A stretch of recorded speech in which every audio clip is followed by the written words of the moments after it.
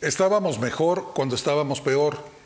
El INE presentó el informe País 2020 que refleja el curso de la democracia en México y que en conclusión, luego de una amplia exposición en más de 70 páginas del resumen ejecutivo, muestra que la valoración del régimen democrático con los valores de igualdad y justicia social es alta en la ciudadanía mexicana, pero esta tiene una percepción crítica de su funcionamiento.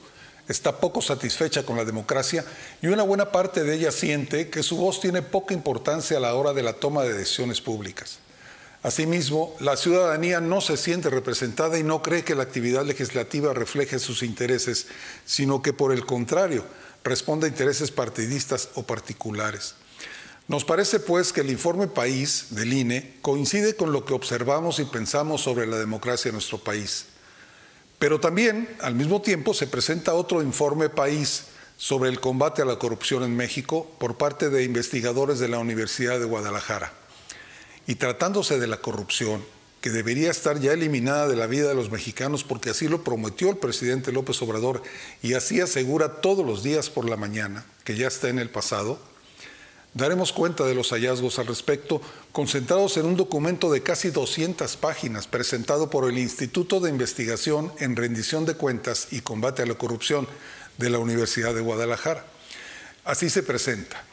Este informe es el producto de un proyecto de investigación de largo aliento promovido desde el Instituto de Investigación en Rendición de Cuentas y Combate a la Corrupción del Centro Universitario de Ciencias Económico-Administrativas de la Universidad de Guadalajara.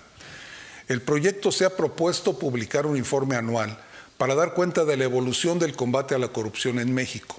Me voy a referir al informe País 2020 sobre el combate a la corrupción en México y me sigo apoyando en la redacción original del documento que refiere: la información presentada está sustentada en 47 bases de datos con más de 970,000 registros y un conjunto de estadísticas resumidas en 120 tablas.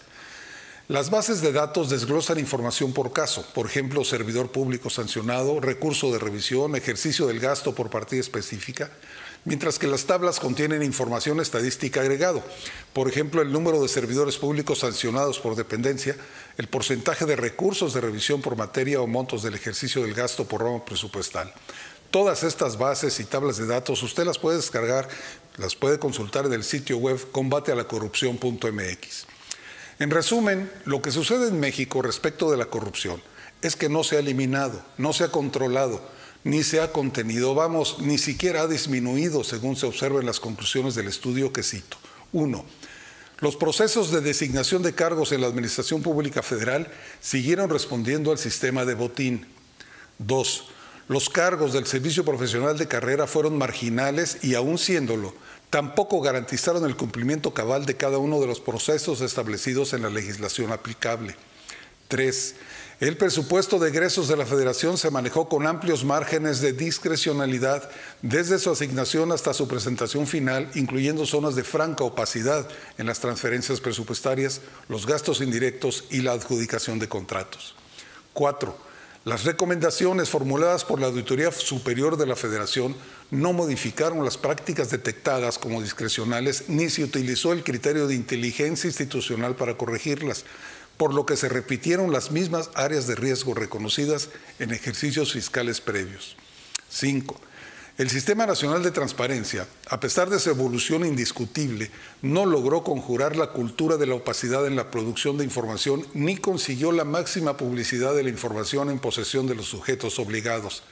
También continuó, muy a pesar del mandato existente, la desvinculación entre archivos y acceso a la información y además la protección de datos siguió siendo insuficiente. 6. La gran mayoría de los procedimientos de sanción no correspondieron con hechos de corrupción, sino con asuntos administrativos poco relevantes. 7. Hay una evidente fragmentación de criterios, instituciones, razones y consecuencias de estos procedimientos sancionatorios sin clara conexión de sentido con el combate a la corrupción. 9. Las instituciones que conforman el Sistema Nacional Anticorrupción no cumplieron con sus mandatos constitucionales y legales a cabalidad. 10. La Política Nacional Anticorrupción promulgada por el SNA fue un documento de referencia que no solo tardó un tiempo excesivo en aprobarse, sino que no tuvo aplicación práctica. Dado el conjunto de desviaciones observadas, la implementación del Sistema Nacional Anticorrupción no correspondió con los fines que se plasmaron en su diseño original, reproduciendo la fragmentación de esfuerzos entre las instituciones que lo conforman. Así que, en conclusión de las conclusiones, el combate a la corrupción en México se perdió. No sirvió, valió sombrilla. Sí, ya sé que ya lo sabíamos, pero no es lo mismo que lo digamos nosotros y que por ello nos tachen de adversarios, de conservadores o de enemigos del régimen, a que lo firmen y publiquen investigadores de la Universidad de Guadalajara, porque además aclaran y explican que la información que llevó a esas conclusiones la obtuvieron por lo menos por 3 medios. La consulta directa en los sitios web de las instituciones públicas, la realización de 1007 solicitudes de información y entrevistas con servidores públicos. Entre las fuentes principales de información, también lo mencionan, se encuentran básicamente las pertenecientes al Sistema Nacional Anticorrupción. Así que, no mentir, solo informar. Soy Luis Emanuel Domínguez, los saludo con afecto.